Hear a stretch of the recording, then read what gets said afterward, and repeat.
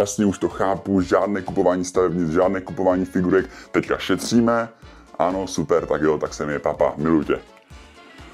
Teoreticky nebyla řeč o tom, jaké figurky to mají být přesně a o zvířatech vůbec nebyla řeč, takže dámy a pánové, tady tohle jsou sběratelské kachničky Taps a já vám ukážu, jaké jsem si objednal. Tam opravdu obrovský výběr z mnoha světů, jako třeba DC Comics, Last of Us, Pán prstenů, nebo třeba tady tento Tyrannosaurus z Jurského parku. Velký fanoušek Star Wars jsem si nemohl ujít tady tuhle kachničku Stormtroopera. Takže takhle vypadá dost solidně, ale co mě překvapilo je ten materiál, jak je kvalitní a hlavně pevný. To jsem nečekal, že to bude takhle pevné. Dalšího tady mám nejlepšího trpaslíka ve středozemí Gimliho, což mi připomíná, že jsou i různé verze tady těchto kačenek. Je klasická, mini, XL a potom ještě plišová verze. Tady tohle je klasická verze, i když je to trpaslík. A jako poslední tady mám Power Rangers kačenku. Říkáte si, proč Power Rangers kačenka? To je ten důvod, protože ti teď nabídete si, wow, ona Power Rangers kačenku. Všechny tady tyto kačenky můžete nalézt v prodejnách nebo na e-shopu Bambule a nezapomeňte použít můj